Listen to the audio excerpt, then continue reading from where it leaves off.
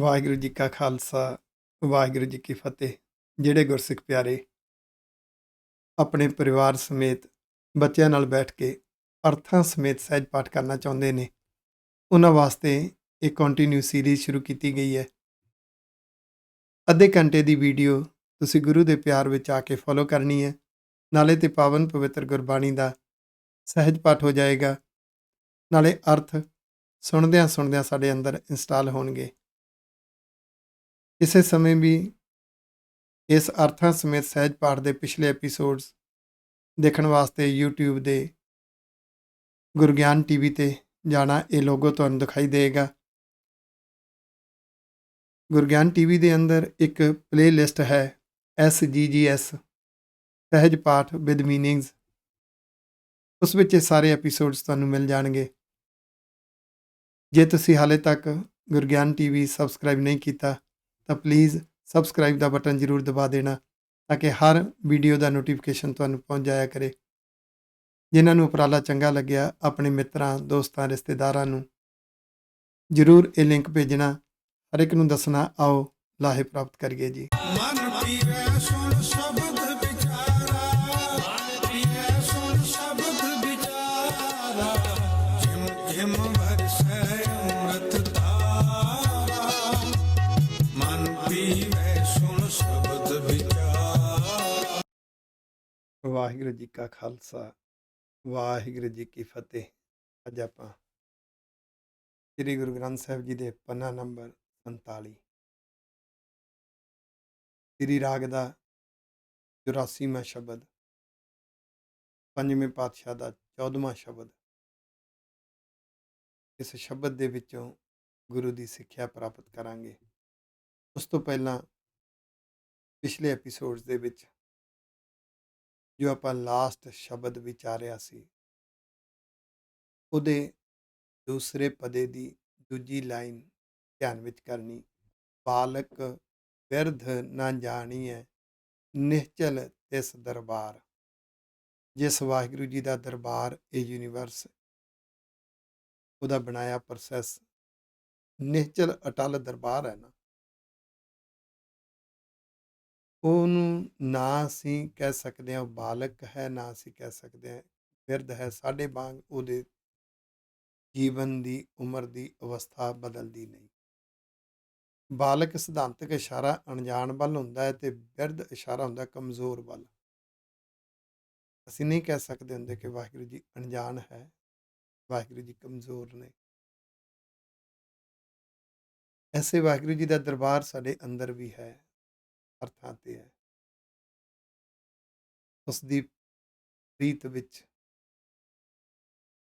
ਜਿਉਣਾ, ਉਹਦੀ ਬਖਸ਼ਿਸ਼ ਪ੍ਰਾਪਤ ਕਰਨੀ। ਸਾਡੀ ਪ੍ਰਾਪਤੀ ਹੋਏਗੀ ਜਦੋਂ ਗੁਰੂ ਦੇ ਉਪਦੇਸ਼ ਸਮਝਾਂਗੇ। ਆਓ ਦੀਦਾਰ ਕਰੀਏ। ਸ੍ਰੀ ਰਾਗ ਮਹੱਲਾ ਪੰਜਵਾਂ। ਸ੍ਰੀ ਰਾਗ ਦੇ ਵਿੱਚ ਪੰਚਮ ਪਾਤਸ਼ਾਹ ਗੁਰੂ ਅਰਜਨ ਦੇਵ ਸਾਹਿਬ ਜੀ ਮਹਾਰਾਜ ਜੀ ਦਾ 14ਵਾਂ ਸ਼ਬਦ ਹੈ। ਸ੍ਰੀ ਰਾਗ ਦਾ 84ਵਾਂ ਸ਼ਬਦ।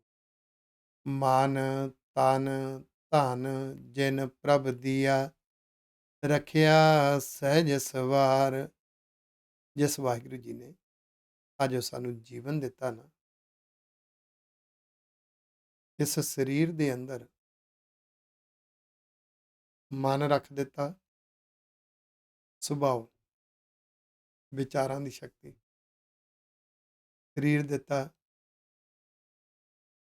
ਧਨ ਦਿੱਤਾ, ਬਾਹਰਲਾ ਧਨ ਵੀ ਅੰਦਰਲਾ ਧਨ ਵੀ। ਅੰਦਰ ਚੰਗਿਆਈਆਂ ਜਿੰਨੀਆਂ ਸੋਚ ਵਿੱਚ, ਸੁਭਾਅ ਵਿੱਚ ਚੰਗਿਆਈਆਂ ਨੇ, ਚੰਗੇ ਗੁਣ ਨੇ, ਅੰਦਰਲਾ ਧਨ ਹੈ।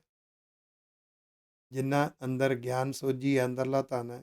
ਤੇ ਬਾਹਰਲਾ ਜਿਹੜਾ ਧਨ ਪ੍ਰਾਪਰਟੀ ਕੀ ਹੈ, ਜਿਸ ਵਾਹਿਗੁਰੂ ਜੀ ਨੇ ਜਾਣੀ ਇਹ ਸਭ ਕੁਝ ਦਿੱਤਾ ਹੈ ਤੇ ਅਡੋਲਤਾ ਦੇ ਕੇ ਜੀਵਨ ਸੰਵਾਰ ਦਿੱਤਾ ਹੈ, ਵਿਸ਼ਵਾਸ ਦਿੱਤਾ, ਗੁਰੂ ਤੇ ਭਰੋਸਾ ਦੇ ਦਿੱਤਾ, ਸਿਦਕ ਦੇ ਦਿੱਤਾ। ਉਸ ਵਾਹਿਗੁਰੂ ਜੀ ਨੇ ਸਰਬ ਕਲਾ ਕਰ ਥਾਪਿਆ, ਅੰਤਰ ਜੋਤ ਅਪਾਰ। ਸਰੀਰ ਦੇ ਹਰ ਅੰਗ ਦੇ ਵਿੱਚ ਆਪਣੀ ਕਲਾ ਸ਼ਕਤੀ ਰੱਖ ਦਿੱਤੀ। ਅੱਖਾਂ ਦੇ ਵਿੱਚ ਸ਼ਕਤੀ ਦੇਖਣ ਦੀ ਹੈ, ਕੰਨਾਂ ਦੇ ਵਿੱਚ ਸੁਣਨ ਦੀ ਹੈ, ਨੱਕ ਦੇ ਵਿੱਚ ਸੁੰਘਣ ਦੀ ਹੈ, ਜੀਭ ਦੇ ਵਿੱਚ ਸਵਾਦ ਮਾਣਨ ਦੀ ਹੈ, ਮੁਖ ਦੇ ਵਿੱਚ ਬੋਲਣ ਦੀ ਸ਼ਕਤੀ ਹੈ, ਪੈਰਾਂ ਦੇ ਕੋਲ ਤੁਰਨ ਦੀ ਹੈ, ਹੱਥਾਂ ਵਿੱਚ ਕਰਨ ਦੀ ਸ਼ਕਤੀ ਹੈ, ਉੱਠਣ ਬੈਠਣ ਦੀ ਸ਼ਕਤੀ ਹੈ। ਸਰੀਰ ਜਿੰਨੇ ਕਰਮ ਕਰ ਰਹੇ ਹੈ, ਵੱਖ-ਵੱਖ ਸ਼ਕਤੀਆਂ, ਕਲਾ ਵਾਹਿਗੁਰੂ ਜੀ ਨੇ ਸਰੀਰ ਦੇ ਅੰਦਰ ਰੱਖੀਆਂ ਨੇ। ਅੰਤਰ ਜੋਤ ਅਪਾਰ, ਅੰਦਰ ਆਪਣੀ ਬੇਅੰਤ ਵਾਹਿਗੁਰੂ ਜੀ ਦੀ ਜੋਤ ਰੱਖ ਦਿੱਤੀ ਹੈ। ਜਿੰਨਾ ਚਿਰ ਜੋਤ ਹੈ ਉਹਨਾਂ ਚਿਰ ਸਰੀਰ ਹੈ, ਜਿਹਦੇ ਜੋਤ ਨਿਕਲ ਗਈ ਸਰੀਰ ਖਤਮ। ਸਦਾ ਸਦਾ ਪ੍ਰਭ ਸਿਮਰਿਐ ਅੰਤਰ ਰਾਖੋਰ ਧਾਰ, ਹਰ ਵੇਲੇ ਸਿਮਰਿਐ, ਉਹਦੀ ਮਿੱਠੀ ਮਿੱਠੀ ਯਾਦ ਵਿੱਚ ਜਿਉਣਾ, ਹਿਰਦੇ ਵਿੱਚ ਵਾਹਿਗੁਰੂ ਜੀ ਦਾ ਪਿਆਰ ਬਣਾ ਕੇ ਰੱਖਣਾ। ਅੰਤਰ ਰਾਖੋਰ ਧਾਰ, ਹਿਰਦੇ ਵਿੱਚ ਕੀ ਹੁੰਦਾ ਹੈ ਇਹਨੂੰ ਯਾਦ ਰੱਖਿਓ। ਬੜਾ ਸੌਖਾ ਜਿਹਾ ਤਰੀਕਾ, ਜਿਸ ਦੀ ਯਾਦ ਆਟੋਮੈਟਿਕਲੀ ਅੰਦਰ ਬਣੀ ਰਹਿੰਦੀ ਹੈ ਵਿਦਆਊਟ ਐਨੀ ਐਫਰਟਸ, ਉਹ ਹਿਰਦੇ 'ਚ ਵਸਿਆ ਹੋਇਆ। ਪੁੱਤਰ ਧੀ ਦੀ ਯਾਦ ਹਰ ਵੇਲੇ ਆਪਣੇ ਆਪ ਬਣੀ ਰਹਿੰਦੀ ਹੈ, ਬਿਨਾਂ ਯਤਨ ਤੋਂ, ਵਿਦਆਊਟ ਐਨੀ ਐਫਰਟ। ਸਮਝ ਲਓ ਪੁੱਤਰ ਧੀ ਦਾ ਪਿਆਰ ਅੰਦਰ ਵਸਿਆ ਹੋਇਆ। ਜਿਸ ਮਿੱਤਰ ਦਾ ਪਿਆਰ ਹਿਰਦੇ 'ਚ ਵਸਿਆ, ਉਸ ਮਿੱਤਰ ਬਾਰੇ ਆਪਣੇ ਆਪ ਯਾਦ ਬਣਦੀ ਰਹੇਗੀ। ਜਿੱਦਾਂ ਹੀ ਹਿਰਦੇ 'ਚ ਉਹਦਾ ਪਿਆਰ ਨਿਕਲ ਗਿਆ, ਉਹਦੀ ਯਾਦ ਹੀ ਨਹੀਂ ਬਣੇਗੀ। ਸਤਿਗੁਰੂ ਕਹਿੰਦੇ ਵਾਹਿਗੁਰੂ ਸੱਚੇ ਪਾਤਸ਼ਾਹ ਦੀ ਯਾਦ, ਪਿਆਰ ਹਿਰਦੇ ਵਿੱਚ ਰੱਖ, ਆਪਣੇ ਆਪ ਯਾਦ ਬਣੇ। ਸਾਨੂੰ ਕੁਝ ਅਭਿਆਸ ਦਿੱਤੇ ਗੁਰਮਤਿ ਦੇ ਵਿੱਚ। ਸੌਣ ਲੱਗਿਆਂ ਸੋਹਿਲਾ ਸਾਹਿਬ ਜੀ ਦਾ ਪਾਠ ਕਰ, ਕਿਉਂਕਿ ਹਿਰਦੇ ਵਿੱਚ ਇਹ ਵਿਸ਼ਵਾਸ ਕਰ, ਵਾਹਿਗੁਰੂ ਜੀ ਨੇ ਬੈੱਡ ਦਿੱਤਾ ਹੈ। ਉੱਠ ਕੇ ਨਿਤਨੇਮ ਕਰ, ਵਾਹਿਗੁਰੂ ਜੀ ਨੇ ਬੈੱਡ ਦਿੱਤਾ। ਖਾਣਾ ਖਾਣ ਤੋਂ ਪਹਿਲਾਂ ਪੜ੍ਹ ਲਿਆ ਕਰ, ਦੱਦਾ ਦਾਤਾ ਏਕ ਹੈ, ਸਭ ਕੋ ਦੇਵਨਹਾਰ, ਦੇਂਦੇ ਤੋਟ ਨਾ ਆਵੇ, ਅਗੰਤ ਭਰੇ ਭੰਡਾਰ। ਮਾਪੇ ਬਚਪਨ ਤੋਂ ਬੱਚਿਆਂ ਨੂੰ ਸਿਖਾਉਣੇ ਮੈਨਰਸ ਛੋਟੇ ਛੋਟੇ। ਹੋਰ ਦੋ ਪੰਕਤੀਆਂ ਪੜ੍ਹਾ ਲੈਣ ਬੱਚਿਆਂ ਨੂੰ, ਜਿਸ ਦਾ ਦਿੱਤਾ ਖਾਵਣਾ, ਜਿਸ ਕਹੀ ਹੈ ਸ਼ਾਬਾਸ਼, ਨਾਨਕ ਹੁਕਮ ਨਾ ਚੱਲੀ, ਨਾਲ ਖਸਮ ਚੱਲੇ ਅਰਦਾਸ।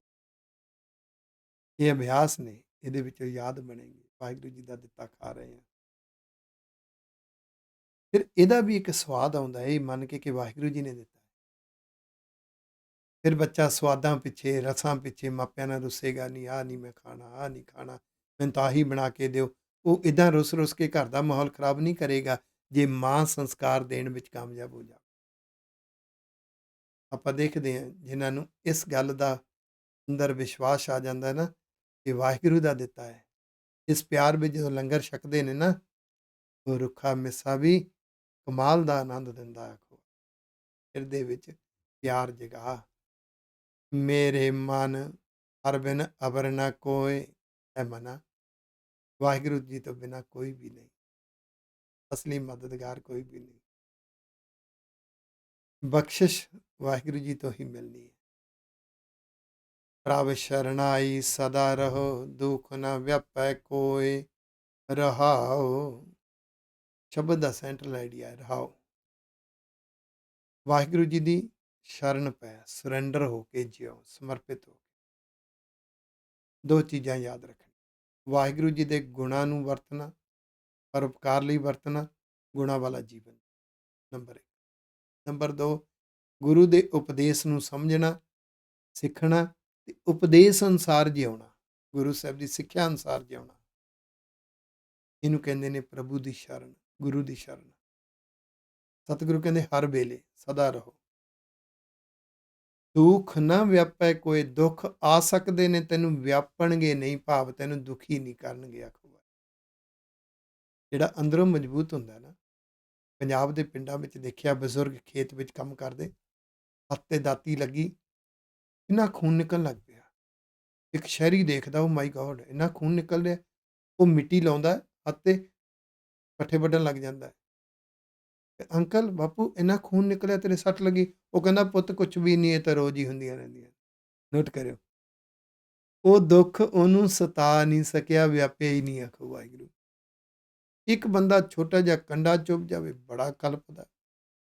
ਇਸੇ ਤਰ੍ਹਾਂ ਇੱਕ ਛੋਟੀ ਜਿਹੀ ਨਿੰਦਾ ਹੋ ਜਾਵੇ, ਬਦਲਾ ਲੂ ਭਾਵਨਾ ਵਿੱਚ ਕਲੇਸ਼ ਖੜਾ ਕਰ ਦਿੰਦਾ, ਧੜੇਬੰਦੀ ਪੈਦਾ ਕਰ ਲਏਗਾ। ਇੱਕ ਕਹਿੰਦਾ ਨਿੰਦਾ ਕਰਦੇ ਕੋਈ ਗੱਲ ਨਹੀਂ, ਮੇਰਾ ਕੀ ਹੈ, ਮੈਂ ਜੋ ਹਾਂ ਹਾਂ ਸਭ ਦੇ ਸਾਹਮਣੇ। ਕਹਿ ਰਿਹਾ ਹੈ, ਕਈ ਜਾਣਦੇ, ਕੋਈ ਝੂਠਾ ਕਹਿ ਰਿਹਾ ਹੈ, ਫਿਰ ਕੀ ਹੋ ਗਿਆ, ਕੋਈ ਫਰਕ ਨਹੀਂ। ਉਹਨੂੰ ਉਹ ਨਿੰਦਾ ਦਾ ਦੁੱਖ ਵਿਆਪੇਗਾ ਹੀ ਨਹੀਂ, ਆਖੋ। ਇੱਦਾਂ ਵਾਹਿਗੁਰੂ ਜੀ ਦੀ ਸ਼ਰਨ ਪੈ ਕੇ ਗੁਰਬਾਣੀ ਦੇ ਉਪਦੇਸ਼ਾਂ ਨੂੰ ਜਿਉਂ ਕੇ ਜੀਵਨ ਇਸ ਤਰ੍ਹਾਂ ਦਾ ਬਣ ਜਾਂਦਾ ਹੈ। ਦੁੱਖ ਜ਼ਿੰਦਗੀ 'ਚ ਆਉਂਦੇ ਵੀ ਨੇ, ਰੁਕਾਵਟਾਂ ਆਉਂਦੀਆਂ, ਵਿਘਨ ਆਉਂਦੇ ਨੇ, ਉਹ ਅੰਦਰੋਂ ਦੁਖੀ ਨਹੀਂ ਹੁੰਦੇ, ਗੁਰੂ ਦੇ ਵਿਸ਼ਵਾਸ ਵਿੱਚ, ਆਨੰਦ ਰਸ ਵਿੱਚ ਜਿਉਂਦੇ ਨੇ। ਇਹ ਤਦ ਹੁੰਦਾ ਹੈ ਜਦੋਂ ਤੂੰ ਦੀ ਭਾਵਨਾ, ਤੇਰੀ ਦੀ ਭਾਵਨਾ ਸ਼ੁਕਰਾਨੇ ਦੇ ਰਸ ਵਿੱਚ ਜਿਉਵੇਂ। ਤੇ ਜਿਹੜੇ ਹੰਕਾਰ ਵਿੱਚ, ਮੈਂ ਮੇਰੀ ਵਿੱਚ ਜਿਉਂਦੇ ਨੇ, ਰਤਨ ਪਦਾਰਥ ਮਾਣਕਾ ਸੋਇਨਾ ਰੂਪਾ ਖਾਕ, ਦੁਨਿਆਵੀ ਪਦਾਰਥ, ਸੋਇਨਾ, ਚਾਂਦੀ, ਪਦਾਰਥ, ਰਤਨ, ਅਮੀਰੀ ਦੇ ਜਿੰਨੇ ਸਾਧਨ ਨੇ, ਇਹ ਤਾਂ ਪਿਆਰਿਆ ਇੱਕ ਦਿਨ ਇੱਥੇ ਹੀ ਰਹਿ ਜਾਣੇ। ਖਾਕ, ਸਰੀਰ ਨੇ ਮਿੱਟੀ ਦੀ ਢੇਰੀ ਹੋ ਜਾਣਾ, ਇਹਨਾਂ ਨੇ ਇੱਥੇ ਹੀ ਰਹਿ ਜਾਣਾ। ਠੀਕ ਹੈ, ਕਮਾਈ ਕਰ, ਗਲਤ ਤਰੀਕੇ ਨਾਲ ਨਾ ਕਰ। ਪ੍ਰਾਪਰਟੀ ਬਣਾ, ਇੱਕ ਤਾਂ ਗਲਤ ਤਰੀਕੇ ਨਾਲ ਨਾ ਬਣਾਈ, ਦੂਸਰਾ ਕਿਤੇ ਇਹ ਨਾ ਹੋਵੇ ਪ੍ਰਾਪਰਟੀ ਬਣਾਉਂਦਿਆਂ ਬਣਾਉਂਦਿਆਂ ਘਰ ਵਿੱਚੋਂ ਸਭ ਕੁਝ ਨਾ ਗਵਾ ਲਈ। ਇਹਨੂੰ ਸਮਝ ਨਹੀਂ, ਇਹਦੀ ਵੈਲਿਊ ਨੂੰ ਸਮਝ ਨਹੀਂ। ਇਹ ਅਖੀਰ ਮਿੱਟੀ ਹੋਣ ਵਾਲਾ ਹੈ, ਅਖੀਰ ਤੇ ਖਾਕ ਹੈ। ਮਾਤ ਪਿਤਾ ਸੁਤ ਬੰਧ ਪਾ ਕੂੜੇ ਸਭੇ ਸਾਕ। ਮਾਤਾ ਪਿਤਾ ਪੁੱਤਰ ਧੀਆਂ ਭੈਣ ਭਰਾ, ਜਿਹੜਾ ਪਰਿਵਾਰ ਦੇ ਰਿਸ਼ਤੇ ਆ ਨਾ, ਇੱਕ ਦੂਸਰੇ ਦੇ ਮਦਦਗਾਰ ਬਣਨੇ ਆ। ਪਰਿਵਾਰ ਮਿਲ ਕੇ ਯਤਨ ਕਰੇਗਾ, ਪਤੀ ਪਤਨੀ ਦੋਨੋਂ ਮਿਲ ਕੇ ਯਤਨ ਕਰਨਗੇ ਤਾਂ ਸੰਸਕਾਰ ਬੱਚਿਆਂ 'ਚ ਬੀਜਣੇ ਸੌਖੇ ਹੋ ਜਾਣਗੇ। ਇਸ ਦੇ ਸਵਾਰਥ ਦੇ, ਲੋਭ ਦੇ ਰਿਸ਼ਤਿਆਂ ਵਿੱਚ ਉਲਝ ਨਾ ਜਾਈ, ਇਹਦੀ ਜ਼ਿੰਮੇਵਾਰੀ ਨੂੰ ਸਮਝੀ। ਜੇ ਸਵਾਰਥ ਵਿੱਚ ਉਲਝ ਗਿਆ ਤੇ ਕੂੜੇ ਸਾਕ ਨੇ, ਤੈਨੂੰ ਦੁੱਖ ਦੇਣਗੇ ਹੀ। ਮੈਂ ਥੋੜ੍ਹੀ ਉਦਾਹਰਨ ਦੇਵਾਂ। ਪਤੀ ਬੱਚਿਆਂ ਵਿੱਚ ਸਿੱਖੀ ਦੇ ਸੰਸਕਾਰ ਬੀਜੇ ਤੇ ਪਤਨੀ ਉਹਨਾਂ ਦੇ ਅੰਦਰ ਜੈਲਸ, ਨਫ਼ਰਤ, ਫੈਸ਼ਨ ਆਦਿ ਦਾ ਸੰਸਕਾਰ ਬੀਜ ਦੇਵੇ, ਪਤੀ ਦੀ ਕੀਤੀ ਕਤਾਈ ਮਿਹਨਤ ਵਿਅਰਥ ਗਈ। ਇਹਦੇ ਉਲਟ ਵੀ ਹੋ ਸਕਦਾ ਹੈ। ਪਤਨੀ ਚੰਗੇ ਸੰਸਕਾਰ ਬੀਜੇ, ਪਤੀ ਉਲਟ ਸੰਸਕਾਰ ਬੀਜ ਦੇਵੇ। ਪਤਨੀ ਸਿਖਾਵੇ ਬਾਣੀ ਪੜ੍ਹੋ, ਸਿੱਖੀ ਧਾਰਨ ਕਰੋ, ਪਤੀ ਉਹਨਾਂ ਸਾਹਮਣੇ ਨਸ਼ੇ ਕਰੇ, ਮਿੱਟੀ ਪੇਰ ਦਿੱਤੀ। ਇਹਦਾ ਮਤਲਬ ਇਹ ਰਿਸ਼ਤੇ ਜੇ ਆਪਣੇ ਸੁਭਾਅ ਦੇ ਰਸ ਵਿੱਚ, ਸੋਚ ਦੇ ਰਸ ਵਿੱਚ ਨਿਭਾਏ ਨਾ, ਸਵਾਰਥੀ ਹੋ ਕੇ ਨਿਭਾਏ, ਫਿਰ ਇਹ ਕੂੜੇ ਸਭੇ ਸਾਕ ਪਿਆਰਿਆ, ਇਹ ਮਦਦਗਾਰ ਨਹੀਂ ਬਣਦੇ। ਇਹਨਾਂ ਦੀ ਅਹਿਮੀਅਤ ਸਮਝਣੀ ਸੀ। ਅਹਿਮੀਅਤ ਸਮਝਾਉਣ ਵਾਸਤੇ ਹੀ ਆਨੰਦ ਕਾਰਜ ਦੀ ਮਰਿਆਦਾ, ਰਿਸ਼ਤਿਆਂ ਦੀ ਵੈਲਿਊ। ਜੇ ਵੈਲਿਊ ਨਾ ਸਮਝੀ, ਇਹਨਾਂ ਨੂੰ ਰਸਾਂ ਦੇ ਵਿੱਚ, ਸੁਭਾਅ ਦੇ ਵਿੱਚ, ਸੋਚ ਦੀ ਕੁਠਾਲੀ ਵਿੱਚ ਸੈਲਫਿਸ਼ ਬਣਾ ਕੇ ਰੱਖ ਲਿਆ ਸਭ ਕੁਝ, ਫਿਰ ਇਹੀ ਦੁਖਦਾਈ ਬਣ ਜਾਂਦੇ ਨੇ। ਇਸ ਲਈ ਸਮਝ, ਜਿਨ ਕੀਤਾ ਤਿਸੈ ਨ ਜਾਣਈ, ਮਨਮੁਖ ਪਾਸ਼ਨਾ ਪਾਕ। ਜਿਸ ਵਾਹਿਗੁਰੂ ਜੀ ਨੇ ਦਿੱਤੇ, ਇਹ ਰਿਸ਼ਤੇ ਦਿੱਤੇ ਤਾਂ ਜ਼ਿੰਮੇਵਾਰੀਆਂ ਨੇ, ਰਿਸ਼ਤੇ ਨਹੀਂ ਜ਼ਿੰਮੇਵਾਰੀਆਂ ਨੇ। ਇਹਨਾਂ ਨੂੰ ਰੱਬ ਦੀਆਂ ਬਣਾਈਆਂ ਜ਼ਿੰਮੇਵਾਰੀਆਂ ਸਮਝ ਕੇ ਇਹਨੂੰ ਜ਼ਿੰਦਗੀ 'ਚ ਜਿਉਣਾ ਹੈ। ਜੇ ਵਾਹਿਗੁਰੂ ਸੱਚੇ ਪਾਤਸ਼ਾਹ ਦੇ ਪਰਉਪਕਾਰਾਂ ਨੂੰ ਨਾ ਜਾਣਿਆ, ਵਾਹਿਗੁਰੂ ਸੱਚੇ ਪਾਤਸ਼ਾਹ ਜੀ ਦੀਆਂ ਰਹਿਮਤਾਂ ਨੂੰ ਨਾ ਸਮਝਿਆ, ਤਾਂ ਫਿਰ ਇਹ ਮਨ ਜਿਹੜਾ ਹੈ ਉਹ ਪਸ਼ੂ ਬਣ ਜਾਂਦਾ ਹੈ। ਮਨਮੁਖ ਪਸ਼ ਨਾਪਾਕ। ਨਾਪਾਕ ਦੇ ਅਰਥ ਅੰਦਰੋਂ ਮੈਲਾ ਹੋ ਜਾਂਦਾ ਹੈ, ਅੰਦਰ ਔਗਣਾਂ ਦੀ, ਵਿਕਾਰਾਂ ਦੀ ਮੈਲ ਆ ਜਾਂਦੀ। ਅੰਤਰ ਬਾਹਰ ਰੱਬ ਰਹਿਆ, ਤਿਸਨੂੰ ਜਾਣੈ ਦੂਰ। ਜੋ ਵਾਹਿਗੁਰੂ ਸੱਚੇ ਪਾਤਸ਼ਾਹ ਅੰਦਰ ਤੇ ਬਾਹਰ ਹਰ ਥਾਂ ਤੇ ਰਵੇ ਹੋਏ ਨੇ। ਵਾਹਿਗੁਰੂ ਜੀ ਸ਼ਕਤੀਆਂ ਬਣ ਕੇ ਹਰ ਥਾਂ ਤੇ ਨੇ, ਵਾਹਿਗੁਰੂ ਜੀ ਗੁਣ ਬਣ ਕੇ ਹਰ ਥਾਂ ਤੇ ਨੇ, ਵਾਹਿਗੁਰੂ ਜੀ ਆਪਣਾ ਨਿਜ਼ਮ ਹੁਕਮ ਬਣ ਕੇ ਹਰ ਥਾਂ ਤੇ ਨੇ। ਪਰ ਮਨੁੱਖ ਦਾ ਮਨ ਔਗਣਾਂ ਦੇ ਰਸਾਂ ਵਿੱਚ ਦੂਰੀ ਪਾਈ ਬੈਠਾ ਹੈ, ਮਹਿਸੂਸ ਨਹੀਂ ਹੋ ਰਿਹਾ, ਹਾਜ਼ਰ ਨਾਜ਼ਰ ਅਹਿਸਾਸ ਨਹੀਂ ਹੋ ਰਿਹਾ, ਰਿਅਲਾਈਜ਼ ਨਹੀਂ ਹੋ ਰਿਹਾ, ਫੀਲਿੰਗ ਨਹੀਂ ਬਣ ਰਹੀ, ਉਹਨੂੰ ਦੂਰ ਸਮਝੀ ਜਾਂਦਾ। ਪਤਾ ਕਿਉਂ? ਤ੍ਰਿਸ਼ਨਾ ਲਾਗੀ ਰਚ ਰਹਿਆ, ਅੰਤਰ ਹਉਮੈ ਕੂੜ। ਅੰਦਰ ਤ੍ਰਿਸ਼ਨਾ ਲੱਗੀ ਹੋਈ ਹੈ, ਲੋਭ ਲਾਲਚ ਹੈ, ਅੰਦਰ ਕੂੜ ਹੈ, ਹੰਕਾਰ ਹੈ, ਹੰਕਾਰ ਕਰਕੇ ਹੀ ਨਫ਼ਰਤ ਹੈ। ਇਸੇ ਕਰਕੇ ਨਿੰਦਾ, ਚੁਗਲੀ ਆਦਿਕ ਦੇ ਰਸ, ਕੂੜੇ ਰਸ ਚੰਗੇ ਲੱਗਦੇ ਨੇ। ਭਗਤੀ ਨਾਮ ਵਿਹੂਣਿਆ, ਆਵਹਿ ਮੰਝੈ ਪੂਰ। ਗੁਰੂ ਦੇ ਦੱਸੇ ਹੋਏ ਉਪਦੇਸ਼ ਮੰਨਣਾ ਇੱਕ ਭਗਤੀ ਹੈ। ਗੁਰੂ ਸਾਹਿਬ ਦੇ ਉਪਦੇਸ਼ਾਂ ਅਨੁਸਾਰ ਜੀਵਨ ਜਿਉਣਾ, ਗਿਆਨ ਰੂਪੀ ਨਾਮ ਨੂੰ ਮੰਨਣਾ, ਇਹ ਭਗਤੀ ਦਾ ਇੱਕ ਹਿੱਸਾ ਹੈ। ਵਾਹਿਗੁਰੂ ਜੀ ਦੀ ਯਾਦ ਦੇ ਰਸ ਵਿੱਚ ਜਿਉਣਾ, ਭੈ ਭਾਵਨੀ ਸ਼ੁਕਰਾਨੇ ਦੇ ਰਸ ਵਿੱਚ ਜਿਉਣਾ, ਧਿਆਨ ਰੂਪੀ ਨਾਮ ਦੀ ਭਗਤੀ ਦਾ ਪੱਖ ਹੈ। ਇਸ ਭਗਤੀ ਤੋਂ ਵਿਹੂਣਾ ਜੀਵਨ ਅਣਗਿਣਤ ਆਉਂਦੇ ਨੇ, ਸੰਸਾਰ ਤੋਂ ਚਲੇ ਜਾਂਦੇ ਨੇ। ਆਵੈ ਮੰਝੈ ਪੂਰ, ਪੂਰਾਂ ਦੇ ਪੂਰ ਆਉਂਦੇ ਨੇ, ਚਲੇ ਜਾਂਦੇ ਨੇ, ਕੋਈ ਨਹੀਂ ਪੁੱਛਦਾ। ਇਹ ਅਨਮੋਲ ਜੀਵਨ ਨੂੰ ਕੌਡੀਆਂ ਬਦਲੇ ਗਵਾ ਰਹੇ ਨੇ। ਰਾਖ ਲਿਹੁ ਪ੍ਰਭ ਕਰਨਹਾਰ, ਜੀ ਜੰਤ ਕਰ ਦਇਆ। ਇਸ ਲਈ ਅਰਦਾਸ ਕਰਨੀ ਹੈ ਵਾਹਿਗੁਰੂ ਜੀ ਦੇ ਅੱਗੇ, ਇਹ ਵਾਹਿਗੁਰੂ ਜੀ ਮੈਨੂੰ ਬੁਰੀਆਂ ਆਦਤਾਂ ਤੋਂ ਬਚਾ ਲਓ, ਰੱਖ ਲਿਓ। ਇਹ ਕਾਰਨਹਾਰ ਵਾਹਿਗੁਰੂ ਜੀ ਦਇਆ ਕਰੋ, ਸਾਰੇ ਜੀਵਾਂ ਤੇ ਦਇਆ ਕਰੋ। ਬਿਨ ਪ੍ਰਭ ਕੋਈ ਨ ਰੱਖਣ ਹਾਰ, ਮਹਾ ਬਿਕਟ ਜਮ ਭਇਆ। ਅਰਦਾਸ ਕਰਨ ਵੇਲੇ ਇੱਕ ਵਿਸ਼ਵਾਸ ਹੋਵੇ, ਇੱਕ ਅਹਿਸਾਸ ਹੋਵੇ, ਅੰਦਰ ਰਿਅਲਾਈਜ਼ ਹੋਵੇ ਕਿ ਇਸ ਜੀਵਨ ਦੇ ਵਿੱਚ ਵਿਕਾਰਾਂ ਰੂਪੀ ਜਮਾਂ ਦਾ ਭਿਆਨਕ ਜਾਲ ਵਿਛਿਆ ਹੋਇਆ ਹੈ। ਮਹਾ ਬਿਕਟ ਜਮ ਭਇਆ, ਜਮ ਵਿਕਾਰਾਂ ਨੂੰ ਕਿਹਾ ਹੈ, ਬੁਰੀਆਂ ਆਦਤਾਂ ਨੂੰ ਕਿਹਾ ਹੈ, ਬੜਾ ਭਿਆਨਕ ਹੈ, ਬੜਾ ਔਖਾ ਹੈ। ਇਹ ਅਰਦਾਸ ਕਰਨੀ, ਵਾਹਿਗੁਰੂ ਜੀ ਤੁਸੀਂ ਬਚਾ ਲੈਣਾ ਹੈ।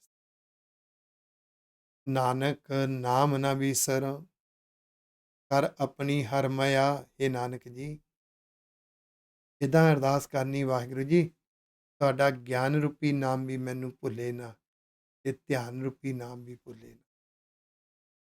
ਵਾਹਿਗੁਰੂ ਜੀ ਦੀ ਯਾਦ ਰਸ ਵਿੱਚ ਵੀ ਜਿਉਣਾ ਹੈ, ਗੁਰੂ ਸਾਹਿਬ ਜੀ ਦੇ ਉਪਦੇਸ਼ਾਂ ਨੂੰ ਵੀ ਮੰਨਣਾ ਹੈ।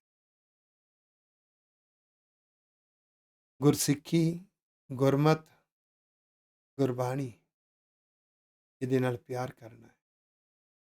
ਮੰਗਣਾ ਹੈ, ਵਾਹਿਗੁਰੂ ਜੀ ਮੈਨੂੰ ਭੁੱਲੇ ਨਾ, ਆਪਣੀ ਬਖਸ਼ਿਸ਼ ਦੇ ਦਿਓ। ਮਾਇਆ, ਮਾਇਆ ਹੁੰਦਾ ਬਖਸ਼ਿਸ਼। ਯਤਨ ਕਰਨੇ ਨੇ ਬਖਸ਼ਿਸ਼ ਦੇ ਲਈ। ਸੋਚ ਸਮਝ ਕੇ ਬੋਲਣਾ ਹੈ, ਉਹ ਬੋਲ ਜਿਹੜੇ ਬੋਲ ਬੋਲਣ ਨਾਲ ਬਖਸ਼ਿਸ਼ ਮਿਲੇ। ਔਖਾ ਜਿਹਾ ਤਰੀਕਾ, ਜਿਹੜੇ ਬੋਲਾਂ ਦੇ ਨਾਲ ਸੁਣਨ ਵਾਲੇ ਦੇ ਅੰਦਰ ਗੁਰੂ ਦਾ ਪਿਆਰ ਜਾਗਦਾ ਹੋਵੇ, ਜਿਹੜੇ ਬੋਲਾਂ ਦੇ ਨਾਲ ਜੁੜਨ ਵਾਲਾ ਗੁਰਬਾਣੀ, ਗੁਰਸਿੱਖੀ, ਗੁਰਮਤ ਨਾਲ ਜੁੜਦਾ ਹੋਵੇ, ਜਿਹੜੇ ਬੋਲ ਬੋਲਣ ਦੇ ਨਾਲ ਸਮਾਜ ਸੰਸਾਰ ਵਿੱਚ ਏਕਤਾ ਬਣਦੀ ਹੋਵੇ, ਜਿਹੜੇ ਬੋਲ ਬੋਲਣ ਦੇ ਨਾਲ ਬੱਚਿਆਂ ਨੂੰ ਚੰਗੇ ਸੰਸਕਾਰ ਮਿਲਦੇ ਹੋਣ, ਉਹਨਾਂ ਬੋਲਾਂ ਨਾਲ ਬਖਸ਼ਿਸ਼ ਹੁੰਦੀ ਹੈ। ਐਸੇ ਬੋਲ ਬੋਲਣੇ ਗੁਰੂ ਤੋਂ ਸਿੱਖਣੇ, ਬਲ ਪਿਆਰ ਸਮਰੱਥਾ ਸੋਝੀ ਵਾਹਿਗੁਰੂ ਜੀ ਤੋਂ ਮੰਗਣੀ। ਸ੍ਰੀ ਰਾਗ ਮਹੱਲਾ ਪੰਜਵਾਂ, ਸ੍ਰੀ ਰਾਗ ਦਾ 15ਵਾਂ ਸ਼ਬਦ। ਵਾਹਿਗੁਰੂ ਸ੍ਰੀ ਰਾਗ ਦਾ 85ਵਾਂ ਸ਼ਬਦ, ਪੰਚਮ ਪਾਤਸ਼ਾਹ ਦਾ 15ਵਾਂ ਸ਼ਬਦ। ਧੰਨ ਗੁਰੂ ਅਰਜਨ ਦੇਵ ਸਾਹਿਬ ਜੀ ਮਹਾਰਾਜ ਸ੍ਰੀ ਰਾਗ ਦੇ ਇਸ ਸ਼ਬਦ ਵਿੱਚ ਕਹਿ ਰਹੇ ਨੇ, ਮੇਰਾ ਤਨ ਅਰ ਧਨ ਮੇਰਾ, ਰਾਜ ਰੂਪ ਮੈਂ ਦੇਸ਼, ਸੁਤ ਦਾਰਾ ਬਨਤਾ ਅਨੇਕ, ਬਹੁਤ ਰੰਗ ਅਰਵੇਸ। ਮੈਂ ਮੇਰੀ, ਸੈਲਫਿਸ਼ ਜੀਵਨ, ਸਵਾਰਥੀ ਜੀਵਨ, ਇਹ ਸਰੀਰ ਮੇਰਾ, ਇਹ ਧਨ ਮੇਰਾ, ਅਮੀਰੀ ਮੇਰੀ, ਮੇਰਾ ਰਾਜ ਚੱਲਦਾ ਹੈ, ਮੈਂ ਸੋਹਣਾ, ਇਹ ਦੇਸ਼ ਮੇਰਾ ਹੈ। ਪਤੀ ਪਤਨੀ ਦੇ ਸਵਾਰਥੀ ਰਿਸ਼ਤੇ, ਪੁੱਤਰਾਂ ਧੀਆਂ ਦੇ ਸਵਾਰਥੀ ਰਿਸ਼ਤੇ, ਆਪਣੀਆਂ ਐਸ਼ੋ ਇਸ਼ਰਤ ਸੁਖ ਆਰਾਮ ਦੇ ਹੰਕਾਰ ਵਿੱਚ ਜਿਉਣਾ, ਰੰਗ ਹੁੰਦਾ ਮੌਜਾਂ, ਐਸ਼ੋ ਇਸ਼ਰਤ, ਆਪਣੇ ਪਹਿਰਾਵੇ ਤੇ ਸੁੰਦਰਤਾ ਤੇ ਮਾਣ ਹੰਕਾਰ ਕਰਨਾ, ਵੇਸ ਪਹਿਰਾਵਾ, ਫੈਸ਼ਨ ਦੇ ਰਸ ਵਿੱਚ ਜਿਉਣਾ। ਸਤਿਗੁਰੂ ਕਹਿਣ ਲੱਗੇ, ਜੇ ਇਹ ਅੰਦਰ ਇਹ ਰਸ ਬੈਠੇ ਨੇ ਨਾ, ਹਰ ਨਾਮ ਹਿਰਦੈ ਨਾ ਵਸਈ, ਕਾਰਜ ਕਿਤੈ ਨਾ ਲੇਖ, ਫਿਰ ਵਾਹਿਗੁਰੂ ਜੀ ਦਾ ਨਾਮ ਹਿਰਦੇ 'ਚ ਨਹੀਂ ਵਸਦਾ। ਨਾ ਗਿਆਨ ਰੂਪੀ ਨਾਮ, ਨਾ ਧਿਆਨ ਰੂਪੀ। ਇਹ ਜਿਹੜੀ ਮੈਂ ਮੇਰੀ ਦੀ ਭਾਵਨਾ ਬਣਾਈ ਬੈਠਾ ਨਾ, ਕਿਸੇ ਕੰਮ ਨਹੀਂ ਆਉਂਦੀ। ਇਹ ਸੈਲਫਿਸ਼ਨੈਸ ਜਿਹੜੀ ਹੈ ਨਾ, ਸਵਾਰਥ ਗੁਣਾ, ਇਹ ਮਨੁੱਖ ਦੀ ਦਿਸ਼ਾ ਨੂੰ ਗਲਤ ਪਾਸੇ ਲੈ ਜਾਂਦਾ। चिंतावां ही चिंतावां सहेड़ देगा। मेरे मन हर हर नाम ਧਿਆਏ, ਐ ਮੇਰੇ ਮਨਾ ਵਾਹਿਗੁਰੂ ਜੀ ਦੇ ਗਿਆਨ ਰੂਪੀ ਨਾਮ ਤੇ ਧਿਆਨ ਰੂਪੀ ਨਾਮ ਨੂੰ ਜ਼ਿੰਦਗੀ ਵਿੱਚ ਜਿਉਣਾ ਸਿੱਖ। ਜੋ ਗੁਰੂ ਸਾਹਿਬ ਕਹਿੰਦੇ ਨੇ ਉਹ ਸੰਸਾਰ ਕਰਨਾ ਹੈ ਗਿਆਨ ਰੂਪੀ।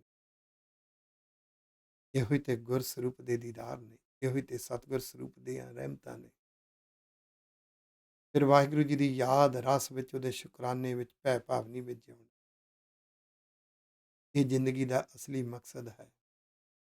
ਕਰ ਸੰਗਤ ਨਿਤ ਸਾਧ ਕੀ, ਗੁਰ ਚਰਣੀ ਚਿਤ ਲਾਏ ਰਹਾਓ। ਸਾਧੂ ਕੀ ਸੰਗਤ, ਗੁਰੂ ਗ੍ਰੰਥ ਸਾਹਿਬ ਜੀ ਦੀ ਸੰਗਤ,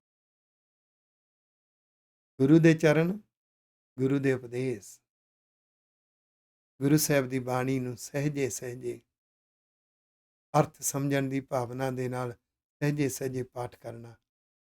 ਜਿੰਨੀ ਸਮਝ ਆ ਜਾਵੇ ਉਹਨੂੰ ਜਿਉਣਾ। ਇਹ ਹੈ ਸਾਧੂ ਗੁਰੂ ਦੀ ਸੰਗਤ ਤੇ ਗੁਰੂ ਦੇ ਚਰਨਾਂ ਦੇ ਨਾਲ ਚਿੱਤ ਜੋੜਨਾ। ਕਿ ਜੇ ਯਾਦ ਰੱਖਾਂਗੇ ਉਪਦੇਸ਼ ਫੇਰ ਹੀ ਜਿਉਂ ਜਾਣਗੇ ਨਾ। ਚਿੱਤ ਹੁੰਦਾ ਚੇਤਾ ਸ਼ਕਤੀ। ਇਹ ਰਹਾਉ ਪਦਾ ਹੈ ਸ਼ਬਦ ਦਾ ਸੈਂਟਰਲ ਆਈਡੀਆ ਹੈ। ਨਾਮ ਨਿਧਾਨ ਧਿਆਈ ਹੈ, ਮਸਤਕ ਹੋਵੇ ਭਾਗ। ਜਦੋਂ ਗੁਰੂ ਦੇ ਉਪਦੇਸ਼ ਸਮਝਦੇ ਆ ਨਾ, ਸਭ ਤੋਂ ਪਹਿਲਾਂ ਅੰਦਰ ਚੰਗਾ ਲੱਗਣ ਲੱਗ ਜਾਂਦਾ। ਗੁਰਬਾਣੀ ਪੜ੍ਹਨ ਦਾ ਆਨੰਦ ਆਉਣ ਲੱਗ ਜਾਂਦਾ। ਪਹਿਲਾਂ ਪੜ੍ਹਦੇ ਸੀ, ਐਬਸੈਂਟ ਮਾਈਂਡਡ ਹੋ ਜਾਂਦੇ ਸੀ। ਪਹਿਲਾਂ ਗੁਰਬਾਣੀ ਪੜ੍ਹਦੇ ਸੀ, ਨੀਂਦ ਆਉਣ ਲੱਗ ਜਾਂਦੀ ਸੀ, ਆਲਸ ਆਉਣ ਲੱਗ ਜਾਂਦਾ। ਅਰਥਾਂ ਸਮੇਤ ਸਹਿਜ ਪਾਠ ਸ਼ੁਰੂ ਕੀਤਾ, ਮਨ ਨੂੰ ਬੜਾ ਚੰਗਾ ਲੱਗਣ ਲੱਗ ਪਿਆ। ਹੁਣ ਨੀਂਦ ਨਹੀਂ ਆਉਂਦੀ, ਨਿਤ ਸਿੱਖਣ ਦੀ ਭਾਵਨਾ ਜਾਗ ਪਈ। ਅੰਦਰ ਇੱਕ ਜਜ਼ਬਾ ਬਣ ਗਿਆ, ਗੁਰੂ ਸਾਹਿਬ ਦੇ ਸਿੱਖਿਆਵਾਂ ਅਨੁਸਾਰ ਜਿਉਣਾ ਹੈ। ਉਹ ਜਜ਼ਬਾ ਸੋਚ ਵਿੱਚ ਆਇਆ। ਉਹ ਜਿਹੜੀ ਸੋਚ ਹੈ ਨਾ, ਮਸਤਕ ਵਿੱਚ ਲਿਖਿਆ ਗਿਆ।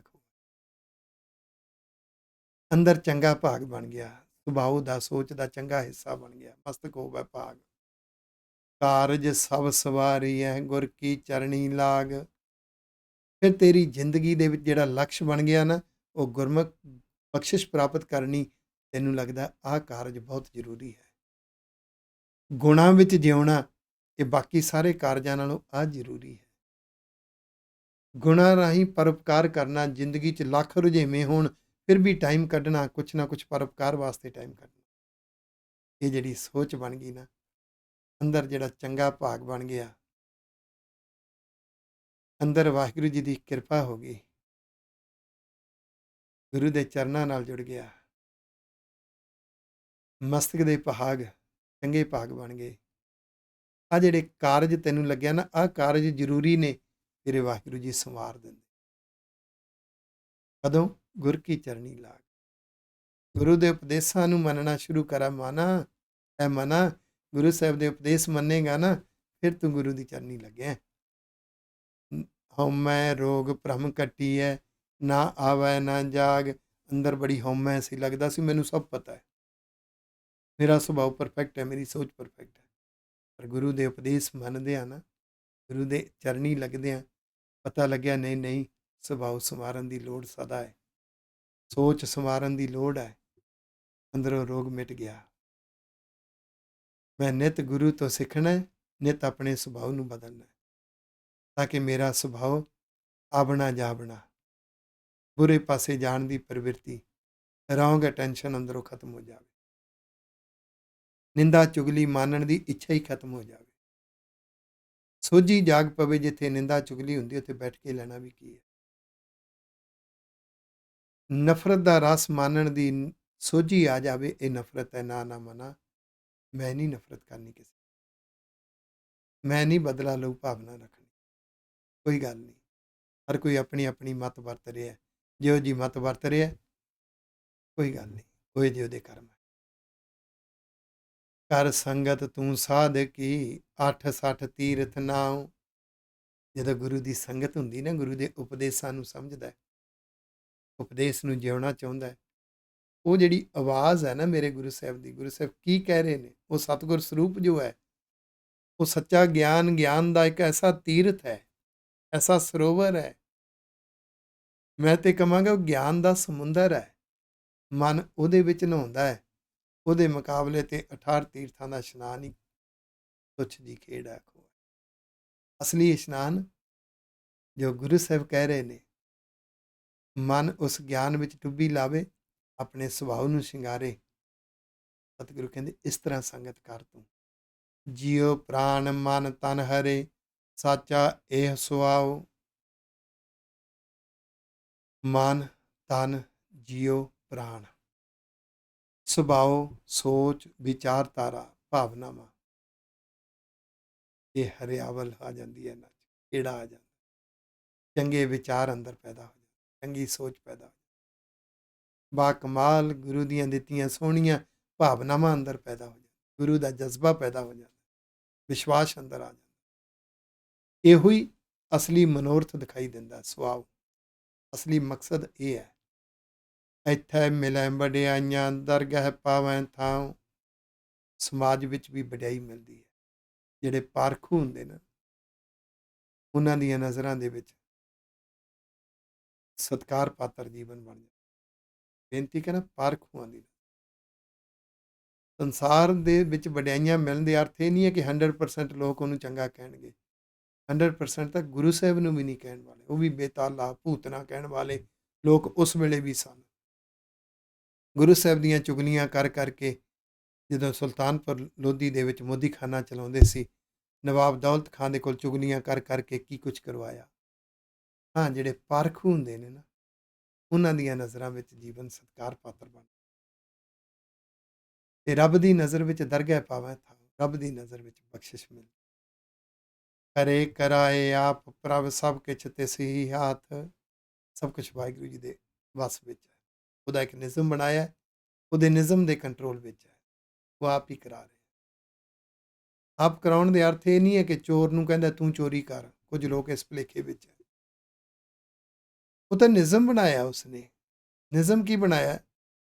ਜੇ ਉਹਦੇ ਅੰਦਰ ਲੋਭ ਲਾਲਚ ਹੈ, ਉਹ ਗਲਤ ਤਰੀਕੇ ਨਾਲ ਪੈਸੇ ਕਮਾਉਣ ਦੀ ਸੋਚ ਆਏਗੀ, ਅਨਿਜ਼ਮ ਹੈ। ਲੋਭ ਲਾਲਚ ਵਿੱਚੋਂ ਸੋਚ ਨਿਕਲੀ, ਗਲਤ ਤਰੀਕੇ ਨਾਲ ਪੈਸਾ ਕਮਾਉਣ ਦੀ ਸੋਚ ਨਿਕਲੀ, ਉਹਦੇ ਚੋਂ ਚੋਰੀਆਂ ਕਰਨ ਤੁਰ ਪਿਆ। ਰੱਬ ਦੇ ਨਿਜ਼ਮ ਵਿੱਚ ਤੁਰਿਆ ਤੇ ਨਿਜ਼ਮ ਵਿੱਚ ਹੀ ਉਹਨੂੰ ਫਲ ਮਿਲਣਾ। ਇਹ ਨਹੀਂ ਹੈ ਕਿ ਆਰਡਰ ਦਿੰਦਾ ਤੂੰ ਚੋਰੀਆਂ ਕਰ ਲੈ, ਤੂੰ ਸੰਤ ਬਣ ਜਾ, ਤੂੰ ਚੰਗਾ ਬਣ ਜਾ, ਤੂੰ ਬੁਰਾ ਬਣ ਜਾ। ਇਦਾਂ ਨਹੀਂ ਹੈ। ਉਹ ਨਿਜ਼ਮ ਬਣਾ ਦਿੱਤਾ ਹੈ। ਜੋ ਅੰਦਰ ਭਾਵਨਾਵਾਂ, ਵਿਚਾਰ, ਸੋਚਾਂ ਵਿੱਚ ਬਣ ਗਿਆ, ਉਸ ਪਾਸੇ ਨੂੰ ਜੀਵਨ ਦੀ ਧਾਰਾ ਚੱਲ ਪਈ। ਫਿਰ ਉਸ ਤਰ੍ਹਾਂ ਦਾ ਉਹਦੇ ਤੇ ਨਿਜ਼ਮ ਲਾਗੂ ਹੁੰਦਾ, ਫਲ ਮਿਲਣੇ ਨੇ। ਇਸ ਲਈ ਸਭ ਕੁਛ ਵਾਹਿਗੁਰੂ ਜੀ ਦੇ ਹੱਥ। ਬਖਸ਼ਿਸ਼ ਮਿਲਣੀ ਹੈ ਤਾਂ ਪ੍ਰੋਸੈਸ ਹੈ। ਗੁਰੂ ਦਾ ਹੁਕਮ ਮੰਨਣਾ ਸ਼ੁਰੂ ਕਰ, ਗੁਰੂ ਦੇ ਉਪਦੇਸ਼ ਮੰਨ, ਗੁਰ ਸਰੂਪ ਨਾਲ ਪਿਆਰ ਕਰ, ਸਤਿਗੁਰ ਸਰੂਪ ਸੱਚੇ ਗਿਆਨ ਦੀ ਆਵਾਜ਼ ਨੂੰ ਸਮਝ ਗੁਰੂ ਗ੍ਰੰਥ ਸਾਹਿਬ ਜੀ ਦੇ ਅੰਦਰੋਂ, ਫਿਰ ਬਖਸ਼ਿਸ਼ ਮਿਲੇ। ਉਹਨੂੰ ਦਰਗਹਿ ਪਾਵੈ ਥਾਂ ਕਹਿੰਦੇ ਆ। ਕਰੇ ਕਰਾਏ ਆਪ ਪ੍ਰਭ ਸਭ ਕਿਛ ਤਿਸ ਹੀ ਹਾਥ। ਸਭ ਕੁਛ ਵਾਹਿਗੁਰੂ ਦੇ ਹੱਥ ਵਿੱਚ ਹੈ, ਉਹਦੇ ਨਿਜ਼ਮ ਵਿੱਚ ਹੈ, ਉਹਦੇ ਕੰਟਰੋਲ ਵਿੱਚ ਹੈ। ਮਾਰ ਆਪੇ ਜੀਵਾਲ ਦਾ, ਅੰਤਰ ਬਾਹਰ ਸਾਥ।